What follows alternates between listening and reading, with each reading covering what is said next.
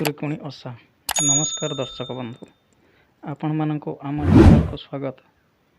ଆପଣ କେବେ ବି ଭାବିଛନ୍ତି କି ଓଡ଼ିଶାର ଝିଅମାନେ ଭାଦ୍ରବ ମାସରେ କାହିଁକି ଶ୍ରଦ୍ଧାର ସହିତ ଖୁଦୁରୁକୁଣି ଓଷା ପାଳନ କରନ୍ତି? ଏହି ଓଷା ପଛରେ ରହିଛି ଭଉଣୀମାନଙ୍କ ସ୍ନେହ, ଭାଇମାନଙ୍କ ପ୍ରତି ମଙ୍ଗଳ କାମନା ଏବଂ ମା ମଙ୍ଗଳାଙ୍କ ପ୍ରତି ଅପାର ଭକ୍ତିର ଏକ ଭାବପୂର୍ଣ୍ଣ କାହାଣୀ। ଆସନ୍ତୁ ଜାଣିବା ଖୁଦୁରୁକୁଣି ଓଷାର ପ୍ରସିଦ୍ଧ କାହାଣୀ। କୁହାଯାଏ ପୁରାତନ କାଳରେ ତନ୍ତୀ ବଂଶର ଜଣେ ଧନୀ ବ୍ୟକ୍ତିଙ୍କର 2 ଜଣ ଝିଅ ଥିଲେ, ତଅପୋଇ ଓ ଅନ୍ୟ ଭଉଣୀମାନେ। ସେମାନଙ୍କର ଭାଇମାନେ ବ୍ୟବସାୟ ପାଇଁ ସମୁଦ୍ର ପଥରେ ଦୂର ଦେଶକୁ ଯାଇଥିଲେ। ଭାଇମାନେ ଦୂର ସମୁଦ୍ରକୁ ଯିବା ପରେ ଭଉଣୀମାନେ ସେମାନଙ୍କ ସୁରକ୍ଷା ପାଇଁ ମା ମଙ୍ଗଳାଙ୍କୁ ପ୍ରାର୍ଥନା କରୁଥିଲେ। କିନ୍ତୁ ତଅପୋଇଙ୍କ ଭାଇମାନେ ଦୂର ସମୁଦ୍ରରେ ଥିବା ସମୟରେ ଘରେ ତାଙ୍କ ପ୍ରତି ଅବହେଳା ଆରମ୍ଭ ହୋଇଥିଲା। ଲୋକକଥା ଅନୁସାରେ ତଅପୋଇଙ୍କ ଭାଉଜମାନେ ତାଙ୍କୁ ବହୁତ କଷ୍ଟ ଦେଉଥିଲେ। ତାଙ୍କୁ ଘରର ସମସ୍ତ କଠିନ କାମ କରିବାକୁ ପଡ଼ୁଥିଲା।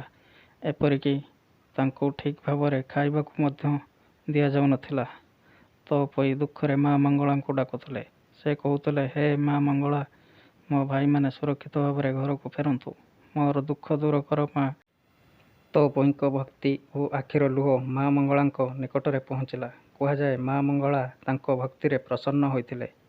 ଏହି ସମୟରେ ତଅପୋଇ ଭାଦ୍ରବ ମାସର ରବିବାର ଦିନ ମା ମଙ୍ଗଳାଙ୍କ ପୂଜା କରିବା ଆରମ୍ଭ କଲେ। ସେ ମାଙ୍କ ନିକଟରେ ନିଜ ଭାଇମାନଙ୍କ ମଙ୍ଗଳ ଓ ସୁରକ୍ଷିତ ଫେରିବା ପାଇଁ ପ୍ରାର୍ଥନା କଲେ। ତାଙ୍କର ଅତୁଟ ବିଶ୍ୱାସ ଥିଲା, ମା ମଙ୍ଗଳା ନିଶ୍ଚୟ ତାଙ୍କ ଡାକ ଶୁଣିବେ। ଏହି ଭକ୍ତି, ଭାଇ ପ୍ରତି ଭଉଣୀର ଭଲ ପାଇବା ଏବଂ ମା ମଙ୍ଗଳାଙ୍କ ଆଶୀର୍ବାଦକୁ ନେଇ ଖୁଦୁରୁକୁଣି ଓଷାର ପରମ୍ପରା ଲୋକମୁଖରେ ଆଜି ମଧ୍ୟ ଜୀବନ୍ତ ରହିଛି। ଶେଷରେ ତଅପୋଇଙ୍କ ଭାଇମାନେ ସମୁଦ୍ର ଯାତ୍ରା ସାରି ଘରକୁ ଫେରିଲେ। ଭାଇମାନେ ଘରକୁ ଫେରିବା ପରେ ତଅପୋଇଙ୍କ ଦୁଃଖଦ ଅବସ୍ଥା ବିଷୟରେ ଜାଣିଲେ। ସେମାନେ ଭଉଣୀକୁ ଆଦର କଲେ ଏବଂ ତାଙ୍କର ଦୁଃଖ ଦୂର କଲେ। ତଅପୋଇଙ୍କ ଭକ୍ତି ଏବଂ ମା ମଙ୍ଗଳାଙ୍କ କୃପାରେ ତାଙ୍କ ଜୀବନରେ ପୁଣି ସୁଖ ଫେରିଲା। ସେଥିପାଇଁ ଖୁଦୁରୁକୁଣି ଓଷା କେବଳ ଏକ ପୂଜା ନୁହେଁ, ଏହା ଭାଇ ଭଉଣୀର ପବିତ୍ର ସମ୍ପର୍କ ଓ ଭଉଣୀର ମଙ୍ଗଳ କାମନାର ଏକ ପ୍ରତୀକ। ଆଜି ମଧ୍ୟ ଭାଦ୍ରବ ମାସରେ ଓଡ଼ିଶାର ଅନେକ ସ୍ଥାନରେ ଝିଅମାନେ ଶ୍ରଦ୍ଧାର ସହିତ ଖୁଦୁରୁକୁଣି ଓଷା ପାଳନ କରନ୍ତି। ସକାଳୁ ଉଠି ସେମାନେ ଘର ଅଗଣା ସଫା କରି ଝୋଟି ଦିଅନ୍ତି, ମା ମଙ୍ଗଳାଙ୍କ ପୂଜା କରନ୍ତି ଏବଂ ନିଜ ଭାଇମାନଙ୍କ ଦୀର୍ଘାୟୁ ଓ ମଙ୍ଗଳ ପାଇଁ ପ୍ରାର୍ଥନା କରନ୍ତି। ଏହି ପରମ୍ପରା ଓଡ଼ିଆ ସଂସ୍କୃତିର ଏକ ଅମୂଲ୍ୟ ଅଂଶ।